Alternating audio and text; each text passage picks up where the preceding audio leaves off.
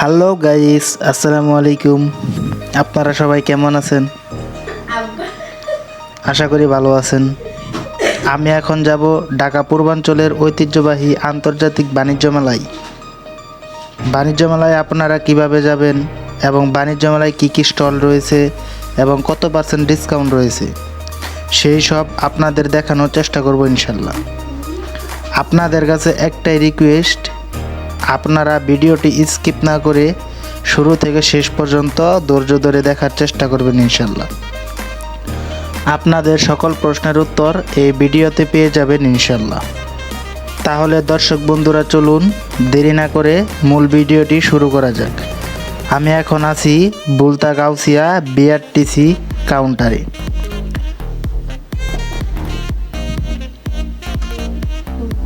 BRTC counter থেকে ticket সংগ্রহ করলাম এবং তারপর বাসে উঠে পড়লাম। বাস ভর্তি ছিল অনেক লোক। জ্যামজম পার করে চলে আসলাম বাণিজ্য মেলায়। এটি হলো বাণিজ্য মেলার পার্কিং। এখানে মোটরসাইকেল এবং প্রাইভেট কার আলাদা আলাদাভাবে পার্কিং করার জায়গা রয়েছে। মোটরসাইকেল পার্কিংয়ের জন্য 25 টাকা এবং প্রাইভেট কার পার্কিংয়ের জন্য 50 থেকে 60 টাকা ধরা হয়েছে। তো আমরা এখন যাব বাণিজ্য মেলায় টিকিট সংগ্রহ করতে। এটি হলো বাণিজ্য মেলার মূল গেট।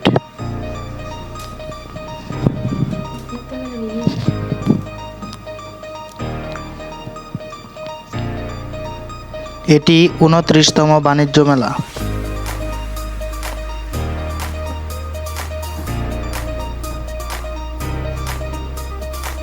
আমরা এখান থেকে একটি টিকিট সংগ্রহ করব। টিকিট সংগ্রহ করার পর আমরা ভেতরে প্রবেশ করলাম।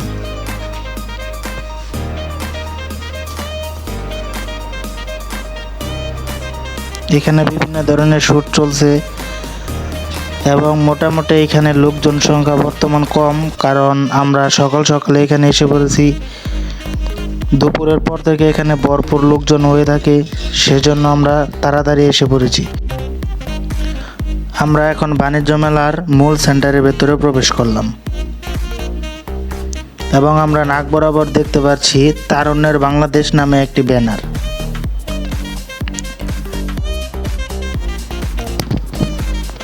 এখানে স্টলের কিছু বিজ্ঞাপন রয়েছে এবং বাম পাশে তথ্য কেন্দ্র।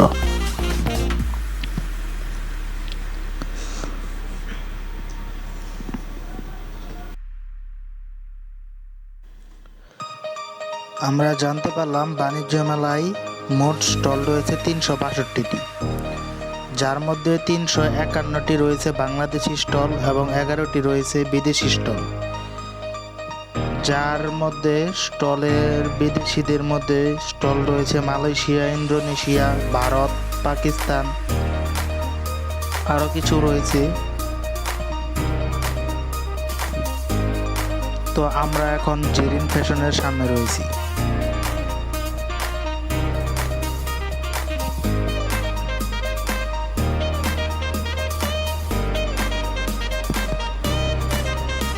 জেরিন ফ্যাশনে ভালো কালেকশনে উঠানো হয়েছে।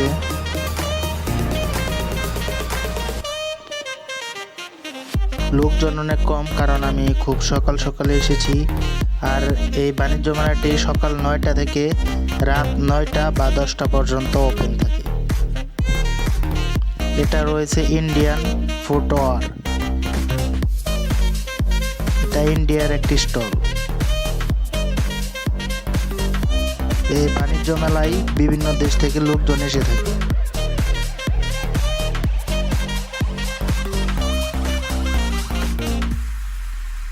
এখন আছে একটি ঘড়ির দোকানে। ঘড়ির এই স্টলেতে বিভিন্ন ধরনের ঘড়ি রয়েছে, আপনারা চাইলে নিতে পারেন।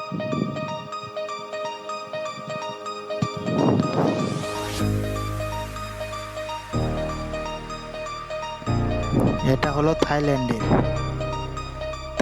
এই স্টলে থাইল্যান্ডের কিছু প্রোডাক্ট রয়েছে, যেগুলো প্রাইস হয়তো আমাদের বাংলাদেশি হিসেবে অনেক বেশি পড়ে, তো জিনিসের মান অনেক ভালো।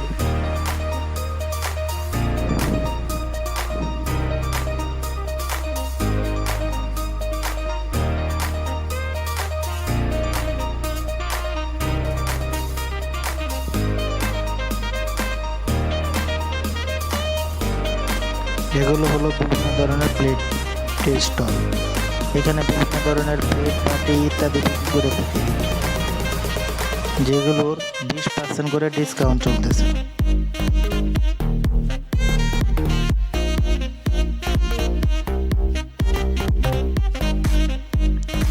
এটা হলো জুতার স্টল। তারপরে রয়েছে একটি আচারের স্টল। আশা করি আপনারা যদি আপনাদের ওয়াইফ বা ফ্যামিলিতে কোনো মেয়ে সদস্য নিয়ে আসেন, তাহলে তারা আপনাকে আচার খেয়ে পুকুর বানিয়ে দেবে, কারণ আচারগুলো খুবই টেস্ট। এখন আছে কাশ্মীর কার্পেট। এখানে কাশ্মীর থেকে কার্পেট নিয়ে আসা হয়েছে। কার্পেটটি অনেক সুন্দর এবং আমি দাম জিজ্ঞাসা করার পরে তারা বলল এখানে সর্বনিম্ন কার্পেটের দাম হলো 3500 টাকা।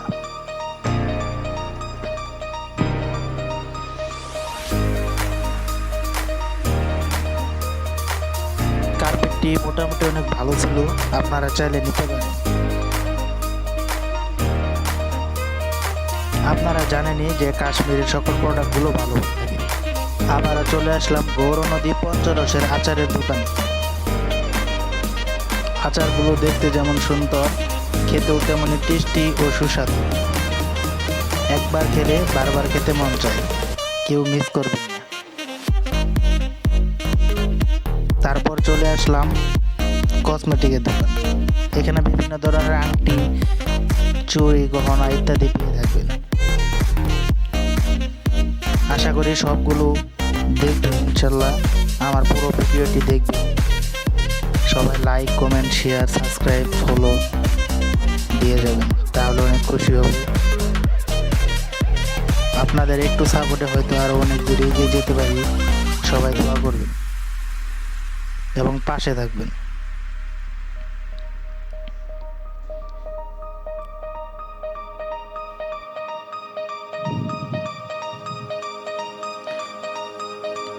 এগুলো হলো সেন্টারের বাইরের দোকান। সেন্টারের ভেতরে যে পরিমাণ দোকান, তার চেয়েও অনেক বেশি পরিমাণের স্টল রয়েছে বাহিরে। ভেতরের স্টলের প্রোডাক্টের দামের চেয়ে বাহিরের স্টলের প্রোডাক্টের দাম কিন্তু অনেক কম হয়ে থাকে।